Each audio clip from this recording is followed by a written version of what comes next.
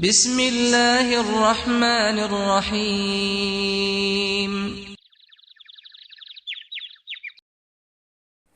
لبيك اللهم لبيك لبيك لا شريك لك لبيك إن الحمد والنعمة لك والملك لا شريك لك. السلام علیکم ورحمۃ اللہ وبرکاتہ۔ امید ہے آپ سبھی لوگ خیر و عافیت کے ساتھ ہوں گے۔ میں ہوں حافظ محمد ناطق سلام اور آپ دیکھ رہے ہیں یوٹیوب چینل دینی گارڈن۔ ناظرین، میں آج پھر حاضر ہوا ہوں ایک نیا ویڈیو لے کر، جس میں آپ کو فضائل حج کے متعلق چند احادیث آپ کے لیے چن کر لایا ہوں، جس کو آپ حج کے سفر سے وابستہ ہے، حج کے تعلق سے یہ حدیث ہے۔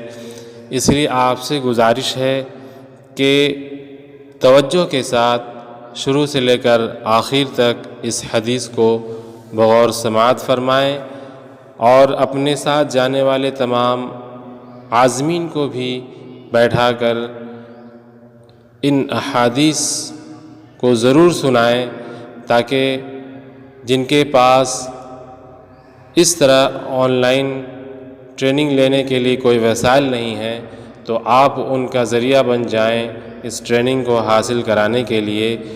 آپ اس طرح کریں گے تو آپ کو ضرور ثواب ملے گا، اور جانے سے قبل، حج کے سفر میں نکلنے سے قبل حج کے فضائل کو جاننا بھی ضروری ہے، مسائل کو بھی جاننا ضروری ہے۔ انہی باتوں کو مد نظر رکھتے ہوئے میں آپ کے لیے روزانہ کچھ نہ کچھ نئی باتیں آپ کے لیے لاتا ہوں۔ آپ سے گزارش ہے کہ توجہ کے ساتھ سنیں۔ ناظرین، شروع کرنے سے پہلے آپ سے گزارش کرنا چاہتے ہیں کہ اگر آپ میرے چینل پہ نئے ہیں تو چینل کو سبسکرائب کر دیں، گھنٹی کے بٹن پہ ٹچ کر کے آل پہ ٹچ کر دیں، تاکہ آپ کا اور ہمارا رابطہ قائم ہو جائے، اور جب بھی میں کوئی ویڈیوز پیش کروں تو آپ کو سب سے پہلے پہنچے۔ لیجیے، حاضر خدمت ہے آج کی حدیث فضائل حج سے تعلق رکھنے والی۔ بسم اللہ الرحمن الرحیم۔ عن ابی موسیٰ رضی اللہ عنہ رفعہ الى النبی صلی اللہ علیہ وسلم قال: الحاج يشفع في 400 من أهل بيت أو قال من أهل بيته ويخرج من ذنوبه كيوم ولدته أمه۔ ناظرین، ترجمہ پیش کرنے سے پہلے آپ سے گزارش ہے کہ اگر آپ اس چینل پہ نئے ہیں، پہلی بار آپ آئے ہیں، یا آپ اس چینل پہ پہلا ویڈیو دیکھ رہے ہیں، تو آپ سے گزارش ہے کہ ہمارے چینل پہ جا کر کے پلے لسٹ میں حج عمرہ کی مکمل ٹریننگ ہے، حج عمرہ کے متعلق مکمل دعائیں میں نے آپ کے لیے رکھے ہیں وہاں پر، کہ کیسے نیت کرنی ہے، کس طرح سے آپ خانہ کعبہ میں جب داخل ہوں گے تو کون سی دعا پڑھیں گے، پھر اس کے علاوہ خانہ کعبہ پر پہلی نگاہ پر آپ کون سی دعا مانگیں گے، اس کے لیے میں نے ویڈیو بنا کر رکھا ہے۔ آپ سے گزارش ہے کہ آپ اس ویڈیو کو دیکھنے کے بعد وہاں چلے جائیں، اور ان تمام ویڈیوز کو دیکھ کر کے آپ اپنے عمرہ اور حج کی مکمل ٹریننگ حاصل کر لیں، تاکہ آپ کا حج اور عمرہ بیکار نہ ہو، خراب نہ ہو، وہ قبول ہو جائے۔ چونکہ دیکھا دیکھی کریں گے تو وہ بالکل خراب ہونا ہی ہونا ہے، اس لیے آپ سے گزارش ہے کہ آپ مکمل ٹریننگ لے کر جائیں۔ حضور اقدس صلی اللہ علیہ وسلم کا ارشاد ہے کہ حاجی کی سفارش 400 گھرانوں میں مقبول ہوتی ہے، یا یہ فرمایا کہ اس کے گھرانے میں سے 400 آدمیوں کے بارے میں قبول ہوتی ہے۔ راوی کو شک ہو گیا کہ کیا الفاظ فرمائے تھے، اور یہ بھی فرمایا کہ حاجی اپنے گناہوں سے ایسا پاک ہو جاتا ہے جیسا کہ پیدائش کے دن تھا۔ 400 آدمیوں کے بارے میں سفارش قبول ہونے کا یہ مطلب ہے کہ اتنے لوگوں کی مغفرت کا تو گویا اللہ جل شانہ کی طرف سے وعدہ ہے اور اس سے زیادہ میں کوئی مانع نہیں ہے۔ بہت سی روایتوں میں یہ وارد ہوا ہے کہ حاجی جن کے لیے دعائے مغفرت کرتا ہے وہ قبول ہوتی ہے۔ حضرت فضیل بن عیاض رحمۃ اللہ علیہ جو مشہور صوفیہ میں ہیں، ایک مرتبہ عرفات کے میدان میں ارشاد فرمانے لگے کہ تم لوگوں کا کیا خیال ہے اگر یہ سارا کا سارا مجمع کسی کریم کے دروازے پر جا کر ایک چھدام اس سے مانگے، کیا وہ کریم انکار کرے گا؟ لوگوں نے کہا کبھی بھی انکار نہیں کر سکتا۔ فرمانے لگے خدا کی قسم اللہ جل شانہ کے نزدیک ان سب کی مغفرت کر دینا اس کریم کے چھدام دینے سے بھی زیادہ آسان ہے۔ اللہ تعالیٰ کے کرم کے مقابلے میں یہ کچھ بھی نہیں ہے۔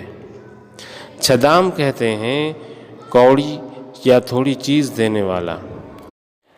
عن ابن عمر رضی اللہ عنہما قال قال رسول اللہ صلی اللہ علیہ وسلم اذا لقيت الحاج فسلم عليه وصافحه وامره ان يستغفر لك قبل ان يدخل بيته فانه مغفور له۔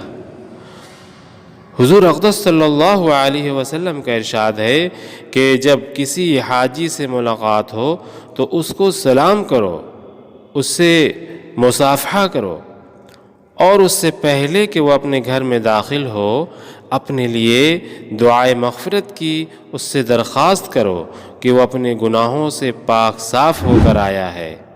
ایک حدیث میں آیا ہے کہ مجاہد اور حاجی اللہ کا وفد ہے، جو مانگتے ہیں وہ ان کو ملتا ہے، جو دعا کرتے ہیں وہ قبول ہوتی ہے۔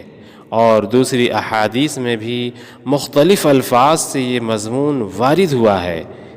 ایک حدیث میں خود حضور اقدس صلی اللہ علیہ وسلم کی یہ دعا آئی ہے کہ یا اللہ تو حاجی کی بھی مغفرت کر اور جس کی مغفرت کی حاجی دعا کرے اس کی بھی مغفرت فرما۔ ایک حدیث میں آیا ہے کہ حضور صلی اللہ علیہ وسلم نے 3 مرتبہ یہ دعا کی، اس سے اور بھی زیادہ تاکید معلوم ہوتی ہے۔ حضرت عمر رضی اللہ عنہ سے نقل کیا گیا کہ حاجی کی بھی اللہ کے یہاں سے مغفرت ہے، اور حاجی 20 ربیع الاول تک جس کے لیے دعائے مغفرت کرے اس کی بھی مغفرت ہے۔ سلف کا معمول تھا، بزرگوں کا معمول تھا کہ وہ حجاج کے مشایعت بھی کرتے تھے، ان کا استقبال بھی کرتے تھے اور ان سے دعا کی درخواست بھی کرتے تھے۔ اور یعنی مشایعت کے معنی رخصت کرنے کے لیے چند قدم ان کے ساتھ چلتے تھے اور واپسی میں ان کا استقبال بھی کرتے تھے۔ اس لیے ہم لوگوں کو چاہیے کہ جانے سے قبل حاجی سے بھی دعا کی درخواست بھی کریں، اور حاجی کی واپسی پر ان کا استقبال آپ ان کے ایئرپورٹ پر کریں، ٹرین سے آ رہے ہیں تو ریلوے پلیٹ فارم پہ کریں، اور یا پھر اپنے محلے میں کریں۔ گھر میں داخل ہونے سے قبل حاجی سے کہیں میرے لیے دعا کر دیں، اور جو وہ دعا کریں گے انشاءاللہ وہ آپ کے لیے وہ دعا قبول ہوگی۔ ناظرین، ایک اور حدیث سماعت فرمائیں۔ عن بریدۃ رضی اللہ عنہ قال قال رسول اللہ صلی اللہ علیہ وسلم النفقۃ فی الحج کالنفقۃ فی سبیل اللہ ب700 ضعف۔ حضور اقدس صلی اللہ علیہ وسلم کا ارشاد ہے کہ حج میں خرچ کرنا جہاد میں خرچ کرنے کی طرح سے 1 روپیہ کا بدلہ 700 روپیہ ہے۔ ایک حدیث میں آیا ہے کہ حضور اقدس صلی اللہ علیہ وسلم نے حضرت عائشہ رضی اللہ عنہا سے ارشاد فرمایا کہ تیرے عمرہ کا ثواب تیرے خرچ کے بقدر ہے، یعنی جتنا زیادہ اس میں خرچ کیا جائے گا اتنا ہی ثواب ہوگا۔ ایک حدیث میں ہے کہ حج میں خرچ کرنا اللہ کے راستے میں خرچ کرنا ہے جس کا ثواب 700 درجہ زیادہ ہوتا ہے۔ ایک حدیث میں آیا ہے کہ حج میں خرچ کرنا 1 درم 4 کروڑ درم کے برابر ہے، یعنی 1 روپیہ 4 کروڑ روپیہ خرچ کرنے کے برابر ہے۔ اس کے بعد بھی اگر مسلمان مکہ مدینہ جا کر روپیہ خرچ کرنے میں بخل اور کنجوسی کا خیال کرے تو کس قدر خسارہ کی بات ہے، کس قدر نقصان کی بات ہے۔ مشائخ نے حج کے آداب میں خرچ کرنے میں تنگی نہ کرنا خاص طور سے ذکر کیا ہے۔ امام غزالی رحمۃ اللہ علیہ فرماتے ہیں کہ خرچ کرنے سے مراد اچھے اچھے لذیذ چیزوں کے کھانے اور پینے میں خرچ کرنا مراد ہے، لیکن وہاں کے لوگوں پر خرچ کرنے میں کوئی اسراف ہے ہی نہیں۔ حضرت عمر رضی اللہ عنہ کا ارشاد ہے کہ آدمی کے کریم ہونے کے آثار میں سے ہے کہ اس کے سفر کا توشہ عمدہ ہو۔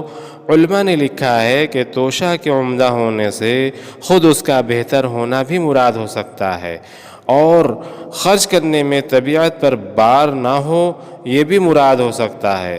حضرت عمر رضی اللہ عنہ کا دوسرا ارشاد ہے کہ بہترین حاجی وہ ہے جس کی نیت میں اخلاص ہو، نفقہ بہتر ہو اور اللہ کے ساتھ یقین کامل ہو۔ ایک ضعیف حدیث میں آیا ہے کہ جو شخص اللہ کی رضا کی جگہ خرچ کرنے میں بخل کرتا ہے اس کو اس سے کئی گنا زیادہ اللہ کی ناراضی میں خرچ کرنا پڑتا ہے، اور جو شخص کسی دنیاوی غرض سے حج فرض کو تاخیر کرتا ہے اس کی یہ غرض اس وقت تک مؤخر کر دی جاتی ہے جب تک لوگ حج سے فارغ ہو کر نہ آ جائیں، اور جو شخص اپنے کسی مسلمان بھائی کی مدد کرنے سے پہلے کرتا ہے تو اس کو کسی گناہ کی چیز میں اعانت کرنا پڑتی ہے۔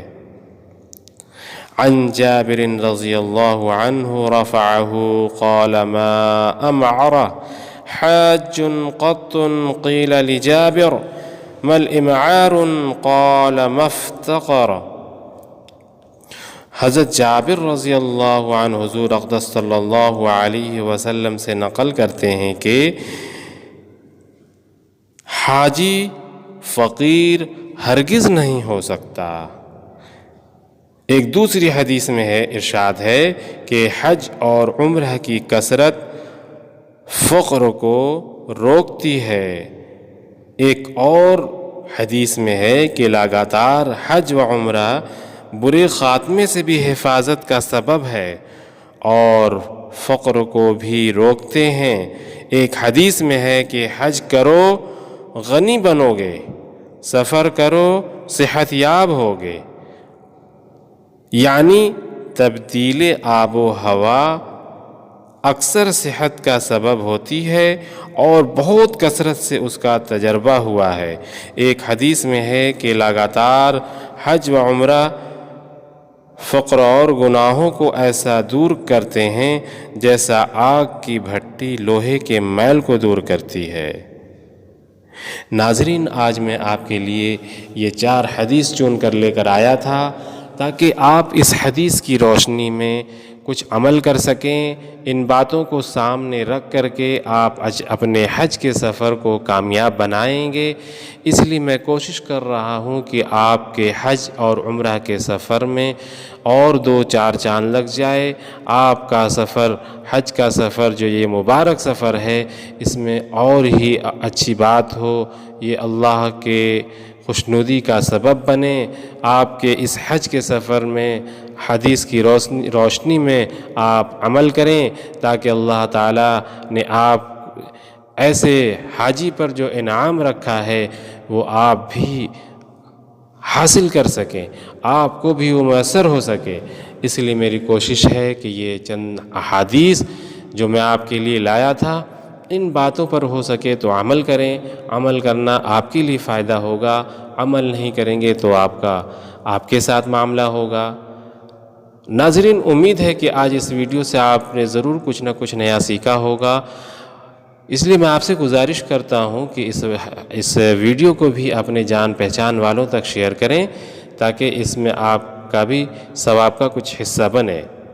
ناظرین، اگر آپ نے ابھی تک میرے چینل کو سبسکرائب نہیں کیا ہے تو آپ سے گزارش ہے کہ چینل کو سبسکرائب کر لیں، گھنٹی کے بٹن پہ ٹچ کر کے آل پہ ٹچ کر دیں۔